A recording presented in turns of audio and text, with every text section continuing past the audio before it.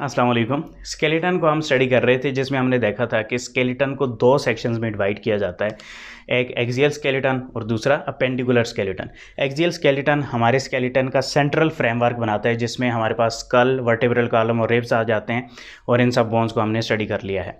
जबकि appendicular skeleton इसी skeleton से निकलता है और अपेंडेजेस बनाता है, यानी एक्सट्रीमिटीज़ बनाता है और इसे अपेंडिकुलर स्केलेटन कहा जाता है, जिसमें हमारे पास पेक्टोरल गर्डल यानी शोल्डर वाला रीजन और साथ में ये बाजू पूरा आ जाता है जिसे फोर लिम्ब कहा जाता है। और नीचे वाले पोर्शन में हमारे पास हिप बोन आ जाती है जिसे पेल्विक गर्डल भी कहा जाता है और फिर टांगें आ जाती हैं जिसे हाइंड लिम्ब्स कहा जाता है। सो ये अपेंडिकुलर स्केलेटन होता है। सो आज की इस वीडियो के अंदर हम अपेंडिकुलर स्केलेटन को डिटेल से देखेंगे। ओके जैसे कि हमने देखा था कि एक्सियल स्केलेटन में टोटल 80 बोन्स होती हैं, काउंट करके हमने देखा था कौन कौन सी बोन होती हैं। आज की इस वीडियो में अपेंडिकुलर स्केलेटन को देख रहे हैं तो अपेंडिकुलर स्केलेटन के अंदर 126 बोन्स होती हैं। सो इस तरीके से टोटल मिला के 206 बोन्स होती हैं ह्यूमन स्केलेटन के अंदर, राइट। सो अपेंडिकुलर स्केलेटन में पेक्टोरल गर्डल और फोर लिम्स आ जाती हैं, यानी शोल्डर वाली जो बोन्स होती हैं इन्हें पेक्टोरल गर्डल कहा जाता है और फिर फोर लिम्ब जो बाजू आपके आगे। फिर पेल्विक गर्डल यानी जो आपके हिप रीजन में जो बोन है उसे पेल्विक गर्डल कहा जाता है और फिर हाइंड लिम्ब आ जाती हैं, आपकी टांगें आ जाती हैं। पेल्विक का मतलब होता है बेसन। तो ये जो आपकी हिप बोन है ये इस तरीके से गहरी सी स्पेस बनाती है बेसन की तरह, सो वहाँ से इसका नाम निकला है। और पेक्टोरल हार्ट से निकला है, सो हार्ट के करीब वाली जो शोल्डर बोन है ये हार्ट के करीब मौजूद होती है बैक साइड पर, सो वहाँ से पेक्टोरल का वर्ड निकला है। और गर्डल का मतलब होता है यानी कंबाइन करना, जोड़ना, ठीक है। सो ये क्या कर रहे हैं, शोल्डर को बाजुओं के साथ जोड़ रही हैं। ये वाली बोन गर्डल क्या कर रही है, हिप को फोर लिम्ब हाइंड लिम्ब्स यानी टांगों के साथ जोड़ रही है। ओके सो चलें सबसे पहले पेक्टोरल गर्डल और फोर लिम्ब्स को देखते हैं। ओके जब हम यहाँ पर देखते हैं सो ये लेफ्ट पेक्टोरल गर्डल और लेफ्ट फोर लिम्ब की डायग्राम मैंने ड्रा कर रखी है, यानी यहाँ पर मुझे रेफरेंस ले लें तो ये वाला साइड आ गई है हमारी, ठीक है। सो इसमें पेक्टोरल गर्डल वाले रीजन में कौन कौन सी बोन्स होंगी जो शोल्डर में मौजूद हैं। इसमें सबसे इंपॉर्टेंट और पहली बोन आपको नज़र आएगी कॉलर बोन, जिसे क्लेविकल बोन भी कहा जाता है। फ्रंट से देखेंगे तो आपको सीधी नज़र आएगी, ऊपर से देखेंगे तो थोड़ी एस शेप बना रही होगी। सो यहाँ पर मैं आपको दिखा दूँ, ये मैं तो खैर मेरा वज़न ज़्यादा है, मोटा हूँ, तो यहाँ पर आपको नज़र नहीं आएगी। सो कमज़ोर बंदों को की ये बोन नज़र आती है और कुछ लोग इसे खूबसूरती की लामत, पता नहीं अब ये कमज़ोरी की लामत है, तो कुछ को ये अच्छी लगती है ये बोन नज़र आती हुई। तो ये क्लेविकल बोन है। ये बोन यहाँ आगे आके ना स्टर्नम के साथ अटैच होती है और स्टर्नम के साथ हमने देखा था रिब्स भी अटैच होती हैं। सो ये वाली बोन आ गई कॉलर बोन या क्लेविकल बोन, ये जहाँ पर आकर स्टर्नम के साथ अटैच होती है, ठीक है। और ये इस तरीके से बोन मौजूद होती है और दोनों साइड पे होती है डेफिनेटली।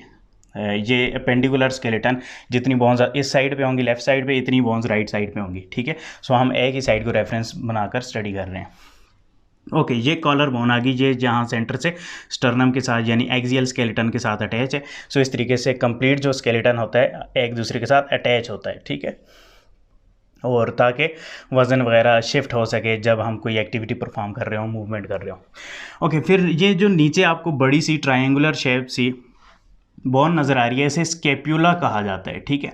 ये आपकी बैक साइड में मौजूद होती है। कॉलर बोन आगे आपको फ्रंट साइड पे नज़र आ रही है, जबकि स्केप्यूला आपकी बैक साइड पे। सो कमज़ोर बंदों को आपने देखा होगा ऐसे करके ये हड्डी पकड़ भी लेते हैं अगर हाथ में लचक हो, ठीक है। ये स्केप्यूला काफ़ी बड़ी सी बोन होती है, बैक साइड में मौजूद होती है, ट्रायंगुलर शेप की होती है। और इसका ये वाला जो रीजन होता है जो क्लेविकल बोन के साथ जाकर अटैच होता है इसे एक्रोमियन कहा जाता है, ठीक है। ये वाला जो रीजन है ये यहाँ पर आकर बैक साइड से आगे ना यहाँ क्लेविकल बोन के साथ जाकर अटैच होता है, सो इस रीजन को एक्रोमियन कहा जाता है, ठीक है। फिर यहाँ पर ये स्केप्यूला जो बोन है ये यहाँ पर एक अंदर को एक बल सा बना रही होती है, ठीक है। और बल सा क्यों बनाएगी, क्योंकि यहाँ पर आकर बाजू का जॉइंट मौजूद होगा, यानी ये जो बोन है बाजू की जिसे ह्यूमेरस कहा जाता है वो यहाँ पर आकर स्केप्यूला के साथ अटैच होती है, एक जॉइंट बनाती है। जॉइंट कौन कौन से होते हैं वो नेक्स्ट वीडियो के अंदर हम कवर करेंगे। सो ये जो कैविटी सी है यानी अंदर सा होल सा बना हुआ है इसे ग्लिनॉइड कैविटी कहा जाता है। सो बेसिकली यहाँ पर शोल्डर जॉइंट बनता है, यानी ह्यूमेरस बोन और स्केप्यूला का जो जॉइंट बनता है उसे शोल्डर जॉइंट भी कहते हैं, ग्लिनॉइड कैविटी इस रीजन को कहते हैं जिसमें स्केप्यूला में एक बल सा इनसाइड में बना हुआ है। सो ये दोनों बोन्स मौजूद हैं, ये दोनों साइड पे मौजूद होंगे। तो यहाँ पर हम नंबरिंग कर लेते हैं, यानी आपकी बॉडी के अंदर क्लेविकल बोन्स टोटल कितनी होंगी, 2 होंगी, और स्केप्यूला भी कितनी होंगी, 2 होंगी। क्लियर हो गया। ओके अब हम बाजू की तरफ चलते हैं जी। ये आ जाती है बाजू की सबसे बड़ी बोन, इसे ह्यूमेरस कहा जाता है। यानी ये शोल्डर की जो बोन है, शोल्डर से निकल के आगे बाजू की जो बोन है, ये सिंगल और बड़ी बोन होती है, इसे ह्यूमेरस कहा जाता है। ठीक है। सो यहाँ पर जब हम आते हैं तो आगे ये जो फोर आर्म हम इसे कह सकते हैं, इसकी जो बोन्स होती हैं एल्बो से आगे, ये बोन्स दो हो जाती हैं। ठीक है।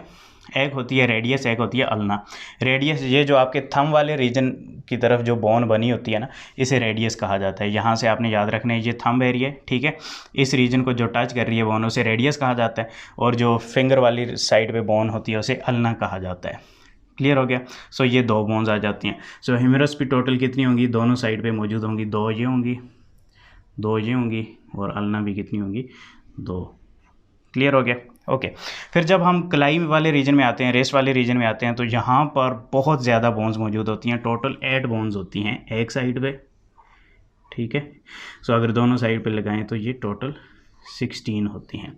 सो ये वाला जो रेस्ट वाला रीजन है ना, ये याद रखिए बहुत कीमती रीजन है आपकी बॉडी का, क्योंकि आप हाथ की मूवमेंट हर डायरेक्शन में कर रहे हैं और हर चीज़ को पकड़ के उसे मतलब उसकी मूवमेंट करनी है, उसे दबाना है, प्रेस करना है, जो भी करना है, यहाँ इसकी हेल्प से आप कर रहे हैं। तो यहाँ पर 8 बोन्स मौजूद होती हैं कार्पल्स में, जिसके अपने नाम है।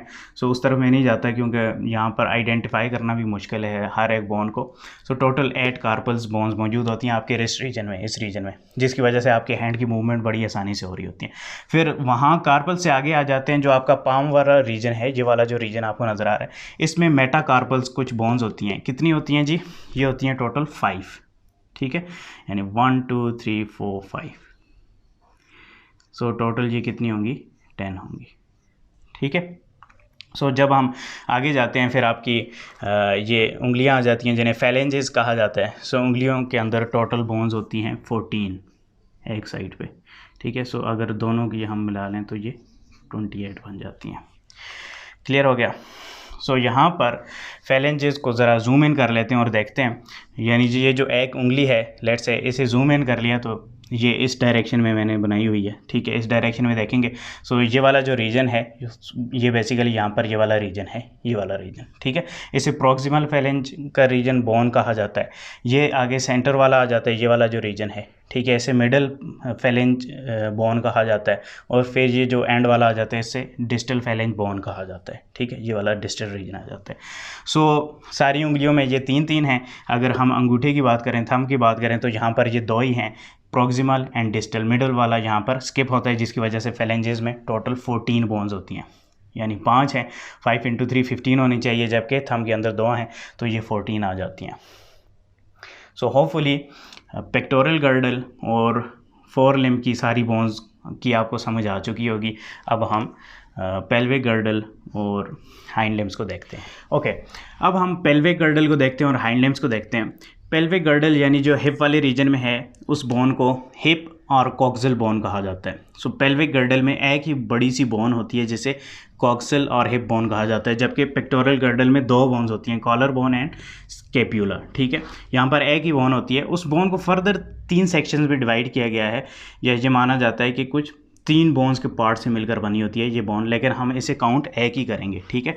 सो इस बोन को अगर हम देखें तो इसे फर्दर 3 सेक्शंस में डिवाइड किया गया है। ये ऊपर वाला जितना भी आपको रीजन नज़र आ रहा है ना बोन का, इस रीजन को इलियम कहा जाता है। ठीक है। फिर यहाँ पर आपको ये जो नीचे वाला पोर्शन नज़र आ रहा है, ये बैक साइड पे होता है, इसे इस्चियम कहा जाता है। ठीक है, और इसमें एक हॉल सा मौजूद होता है, इसे ऑब्ट्यूरेटर फोरामेन कहा जाता है, और इस हॉल से कुछ नर्व्स वगैरह निकल रही होती हैं। ठीक है, ऊपर बॉडी को जा रही होती हैं। सो ऑब्ट्यूरेटर फोरामेन ये हॉल होता है जो इस्चियम बोन के अंदर मौजूद होता है, ischium part of hip bone के अंदर मौजूद होता है। ठीक है। फिर ये जो ऊपर वाला पोर्शन आपको फ्रंट पे नज़र आ रहा होगा, इसे प्यूबिक बोन कहा जाता है। यहाँ डायग्राम में समझना थोड़ा मुश्किल है, तो यहाँ पर आपको मैं इमेज भी दिखा देता हूँ। यहाँ पर आप देख पा रहे हैं कि ilium region, pubic region and ischium region ये आपकी हिप बोन में मौजूद होते हैं। ठीक है। फिर एक हिप बोन दूसरी हिप बोन से यहाँ पर अटैच होती है। सो ये अटैचमेंट एक कार्टिलेज के मदद से होती है। सो इस कार्टिलेज वाले रीजन में जो जॉइंट मिलता है, या इस रीजन को प्यूबिक सिम्फिसिस कहा जाता है। ठीक है, इस रीजन में प्यूबिक सिम्फिसिस क्या है, ऐसा जॉइंट है कार्टिलेज का बना हुआ, जो एक हिप बोन को दूसरी हिप बोन के साथ अटैच करवाता है पेल्विस रीजन के अंदर। ठीक है, ओके।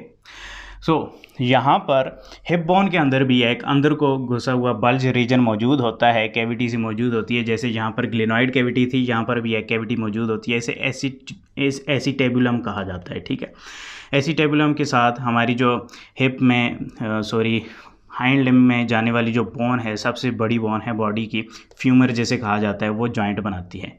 सो यहाँ पर जो जॉइंट बनता है उसे हिप जॉइंट कहा जाता है। क्लियर हो गया? ओके, अब हम हाइंड लिम्ब को देखते हैं। हाइंड लिम्ब में सबसे बड़ी बोन आ जाती है फ्यूमर, ये सबसे बॉडी की लार्ज बोन है, हैवी बोन है। ठीक है, बहुत स्ट्रॉन्ग बोन होती है।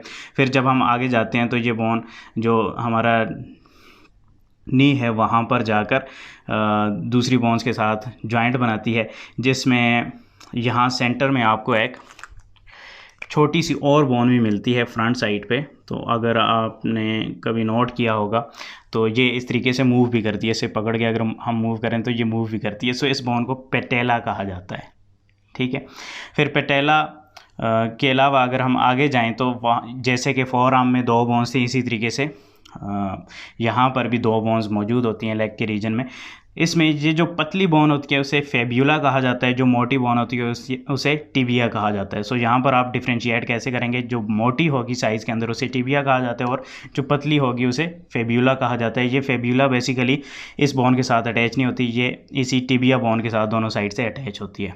ठीक है, जबकि यहाँ पर मैंने आपको डिफरेंस बताया था कि जो रेडियस है वो आपके थंब रीजन वाली साइड पर मौजूद होती है, जो अल्ना है, क्योंकि इनके साइज़ तकरीबन सेम से होते हैं, इतनी दोनों सेम थिकनेस की होती हैं। सो अल्ना वाली जो बोन है ये आपकी फिंगर वाली रीजन में मौजूद होती है। ठीक है, सो यहाँ पर फिब्यूला एंड टिबिया आ गई। फिर आगे हम बढ़ते हैं तो जैसे कि रिस्ट के अंदर कार्पल्स थी, यहाँ पर जो टखने वाला रीजन है वहाँ पर टार्सल्स बोन्स हैं जो हमारे पाँव को मूवमेंट दे रही हैं। ठीक है, टार्सल्स इन्हें कहा जाता है।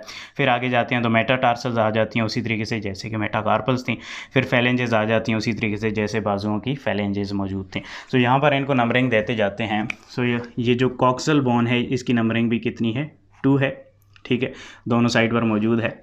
और फिर आगे बढ़ते हैं तो फ्यूमर आ जाती है, ये भी 2 होती हैं हमारी बॉडी के अंदर। पेटेला भी 2 हैं। ठीक है, फिब्यूला भी 2 हैं, टिबिया भी 2 हैं। टार्सल्स यहाँ पर 7 होती हैं एक साइड पे, तो टोटल ये कितनी आ गई? 14 आ गई। ठीक है, मेटाटार्सल्स उसी तरीके से जैसे मेटाकार्पल्स हैं 5, इसी तरीके से दोनों साइड पे ये कितनी आ जाएंगी? 10 आ जाएंगी। और फेलेंजेस इसमें भी 14 होती हैं और टोटल कितनी आ जाएंगी? 28 दोनों साइड पर आ जाएंगे। सो फेलेंजेस में यहाँ पर भी जो हमारा अंगूठा है वहाँ पर 2 होती हैं, बाकी सारी 3-3 बोन्स मौजूद होती हैं। सो अगर आप इन सब बोन्स को काउंट करेंगे तो आपके पास नंबरिंग आ जाएगी 126। और अगर आप एक्सियल स्केलेटन की बोन्स को भी काउंट करेंगे बीच में जो 80 होती हैं, तो ये हमारी बोन्स 206 आपके पास बन के आ जाएंगी। सो होपफुली आपको इस लेक्चर की समझ आई होगी। नेक्स्ट लेक्चर के अंदर हम जॉइंट्स की तरफ जाएंगे। तब तक के लिए मुझे इजाज़त दें। शुक्रिया, अल्लाह हाफिज़।